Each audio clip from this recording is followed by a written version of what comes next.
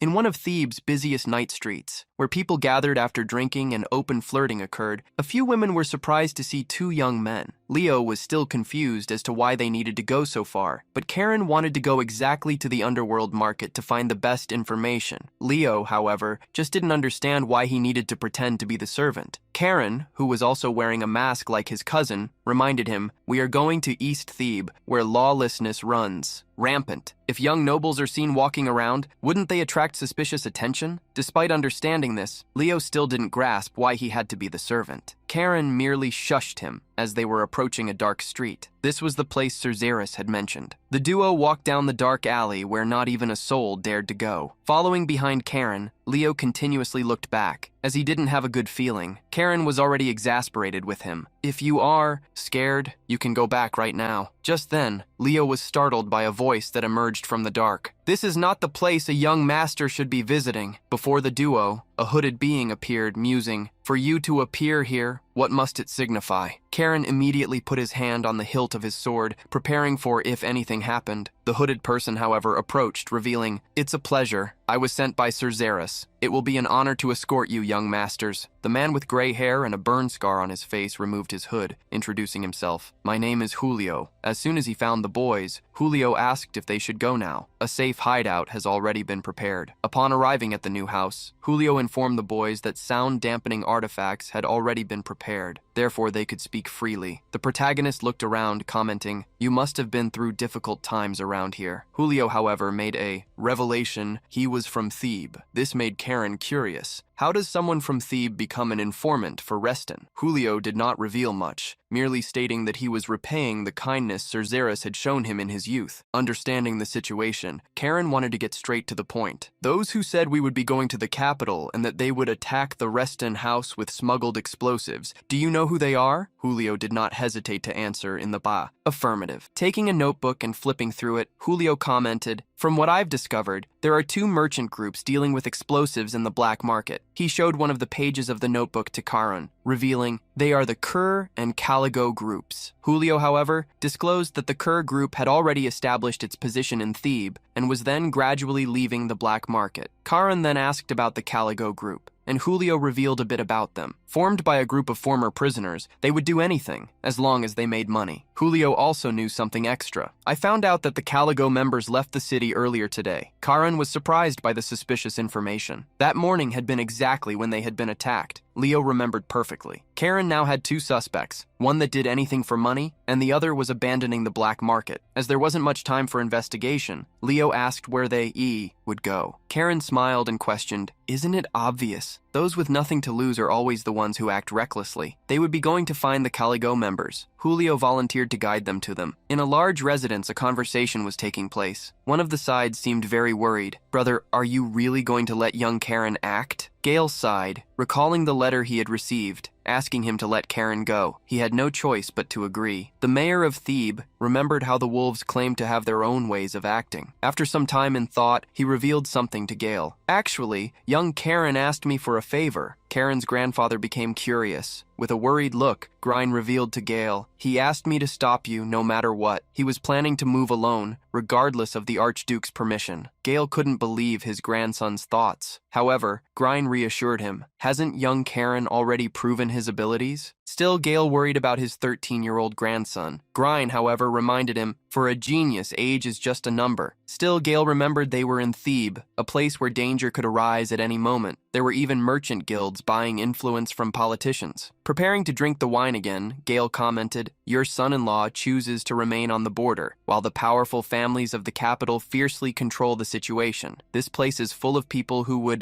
do anything to gain the favor of these great families. This is Thebe." Before the senior's words, Grine could say nothing. Gale, after revealing what he was worried about, revealed that this was also the reason for the Emperor to intervene in Thebe, so that the Empire would not be moved solely by the self-interest of such men. Grine suddenly felt tired. He had imagined he would spend his last years in peace, but it was far from it. Gale had nothing to do at that moment, so he asked them to wait for the end of Karen's investigation. Grine ended up remembering something. "Oh, brother, there is one more thing you must know. Sir Mason is in Thebe." This time, Gale was speechless with surprise. He didn't understand what the unyielding shield, the 8-star knight Mason, would be doing in such a place. However, he soon thought of something worrying. Meanwhile, crossing alleys and narrow streets, Karen, Leo, and Julio had arrived at their destination. Before a wooden door, Karen asked, before entering, if that was the only exit. Entering the place, he showed his concern, as in cases of emergency, it would be possible to seal the place from the inside. Julio ended up walking to a bookshelf, where he pulled a book. The bookshelf moved, revealing a staircase leading downstairs. Seeing the path clear, he asked, "Shall we proceed?" The group descended the tunnels, where rats periodically scurried past. Again wearing the masks to hide their identities, Leo commented, "Karen, it seems we won't be able to pass easily." Before them, 2 armored knights appeared and questioned, "Julio, it's been a while. What's going on?" Julio pointed to the boys, stating that he had brought some guests. One of the guards, who already knew that Julio only dealt with big clients, had to disappoint him. "Unfortunately, no clients today. Leave." Julio showed surprise and asked what was happening. The guard answered curtly, "The president's orders." Julio tried to ask them to at least tell him the reason, but the guards did not want to answer. "Just leave while I'm being nice." The other guard was already drawing his sword. Seeing his actions, Karen approached, scoffing, "What's with the sword? Are you perhaps planning to attack us?" Leo was surprised and tried to restrain him. However, Karen was already putting his hand on his own sword, provoking, "Come on, try to attack. Let's see what happens." Karen stared at the guards. His provocative words continued to emerge. "Come on, wield your sword if you dare! Go on!" Karen used a nickname for Leo and ordered, "Urhan, we will be following Plan B." Leo was confused, as there was no such thing. The tension grew in the room, as a battle seemed about to begin. One of the guards, seeing the boy's arrogance, couldn't contain himself. If words won't work, there is no other way. The guards were preparing to attack when Karen made a move first. A trace of energy emanated from his eyes, showing his focus. While Karen was preparing to attack, he heard a voice complain, "Idiot master, I don't want to accept filthy blood." Showing its surprise at seeing the sword speak tirelessly, it just didn't want to attack the guards directly. Instead, it asked Karen to strike the enemy's sword sheath. Karen did so. Brandishing the sword, a slice of energy hit the enemy weapon. The cursed sword did its job, cutting the enemy's sword in half, which fell to the floor, the sound of steel hitting concrete echoing through the crypt. The other guard held his sword tightly upon seeing that his partner was now disarmed, but shock appeared in his eyes. He was being attacked not by the target he was facing, but by the masked partner beside him. Watching the 2 boys fight, Julio was impressed. He recognized the skill of the young masters of the Reston family. Leo asked Karen to at least warn him when he was going to act, but the protagonist retorted, "But it looked like you were enjoying it too, Urhan." While Julio was still observing Karen and understanding why Zeras let him act, the protagonist pointed the sword at the guards and asked, "How about we play hostage for a bit?" While Julio was shocked to hear Karen's words, as nobles did not use hostages, one of the guards threatened, "Do you really think you'll escape unharmed?" Seeing the audacity, Karen realized he would need to handle the situation. It was at that moment that a sword symbol glowed on the warrior's chest armor, and a woman's voice emerged. "This has gone too far. Would you mind not being so hard on my subordinates?" The protagonist returned the question with another provocative one. "So, the leader of the Caligo Guild cares about her subordinates?" The woman's voice showed firmness in the answer. "Of course, they are friends who have been with me since the tough times." Hearing her words made the guards look at each other. The woman's voice continued, protecting her subordinates. "I can't let them be eliminated by young wolves." Such a statement made Leo realize that she already knew their identities. While Karen was still thinking, the woman invited them. "Please, come in." But Karen was still wary. "I am happy to hear the invitation, but isn't our bond of trust still fragile?" With that said, he pointed the sword at the guards and continued, "That's why your beloved subordinates will become my hostages." The woman's voice did not seem agitated. "You are exactly as the rumors say. You really enjoy playing like this, don't you?" She then ordered one of the guards, "Cal, I will let you guide our guests." The man with a bowl-cut hairstyle nodded at his boss's order, and while being held by Karen and having a sword pointed at him, began to guide him. Meanwhile, in the mayor's grand residence, Gale remained in shock upon discovering that Mason Paul was in Thebe. This could only mean that a certain person was also with him. Grine agreed, as he shared the same understanding. Gale could not believe that the 6th prince, an illegitimate son of high lineage and a reckless temper, was in that city. Seeing Gale's expression, Grine asked why he was worried. Gale revealed he imagined the 6th prince was in Thebe because Mason had been chosen for the Imperial Guard to protect the 6th prince, and this was someone who always acted unpredictably. Grine, however, imagined that the prince had gone to Thebe as a mage, since the land was a place where numerous items could be obtained. Taking a sip of wine to forget his worries, Gale revealed what was troubling him. "What worries me is the possibility of him meeting Karen." Grine believed that nothing would happen if they met. However, Gale knew his grandson, despite the short time together. If Karen has nothing to do, he will always find something to entertain himself with. It didn't take long for Karen to shove the guard against the door to open it and yell to whoever was inside, "Welcome your guests!" But as soon as he saw who was inside, he was surprised. There was a young man with a golden mask and a hooded person next to him. The young man sitting on the sofa drinking tea recognized the protagonist, Karen Reston. Besides being surprised, Karen realized that was not the only impressive thing. The young man with the golden mask stood up, walking toward him. I never thought I would meet Karen Reston, who is famous in places like this. Karen could see that the mana energy coming from the man behind the young man would be that of someone at the 8th star, just like Sabina or Xeris. With so few knights of that level in the Empire, he wondered who the man was. Leo also alerted Karen about the person behind the young man, but the protagonist had already realized they weren't just some street thugs. Addressing the young man, Karen questioned, "Don't tell me you are the head of the Caligo Guild?" However, he denied it, revealing he was only there to meet his sister. Surprised, the protagonist asked if he was the younger brother of the Caligo Guild leader. The young man answered straightforwardly, "You could say we are adopted siblings. By the way, nice to meet you." Upon discovering the relationship between him and the guild leader, Karen moved quickly. He activated the secret technique of the Blue Wolves' swordsmanship, accelerating his movements. To the surprise of Leo, Julio, and even Cal, something happened. The 8th Circle man sighed, shaking his head negatively, also watching the unfolding events. The masked young man started laughing and addressed his guard. "Look at this idiocy, Mason. It seems I am the one who ended up becoming a hostage." He was not afraid, however. "This situation is much better than I expected it to be. Coming to Thebe was the right choice." Karen was already confused by the situation. So close to his enemy, Karen could see his golden eyes and his pitch-black hair. Looking at Karen, he asked what would come next. "What do you want? A ransom demand? A threat?" Karen didn't focus on that. He focused on the young man's features, as well as the 8-star knight named Mason. This meant that the person he had captured was none other than the 6th prince. Amused by the situation, the prince asked, "How about we go straight to the Imperial Palace and destroy it?" While Karen was confronted with the prince's insanity, a woman's voice emerged, speaking to him. "So you switched hostages while I was away?" Looking back, Karen unexpectedly saw a pink-haired elf tied in a ponytail carrying a new tea tray. She asked him to explain the situation. The protagonist gave a simple answer, "I just grabbed someone of greater value. What do you think?" Stating that the prince wasn't that valuable, and making him show a disappointed look, the elf asked why Karen was speaking so formally to her. There was a very simple reason. "Because you are an elf, so your age must be much older than mine, right?" Karen could feel a dense flow of mana emanating from that woman. It was the same he felt from the man he was pointing his sword against, which meant they were both mages. However, that elf was someone much more powerful. Around her, magic seemed to turn into stellar symbols. With a dominant look, she stated, "If you came looking for the source of the explosives from the attack on the Reston family, we are not responsible, so why don't you lower your sword and talk to us?" Karen refused, and instead questioned why he should believe her. The elf sighed upon hearing him and revealed her full power, engulfing the entire room with her mana, as oppressive as her voice. "If we were the ones who attacked the Reston family, I would never even leave a clue that would lead to my base." Whether Karen or Leo, they were shocked to see the incredible magic and power that was at least at the level of a 7th Circle mage. Showing her true power, which made the environment as mysterious as the night stars, the elf asked, "Now, are you ready to,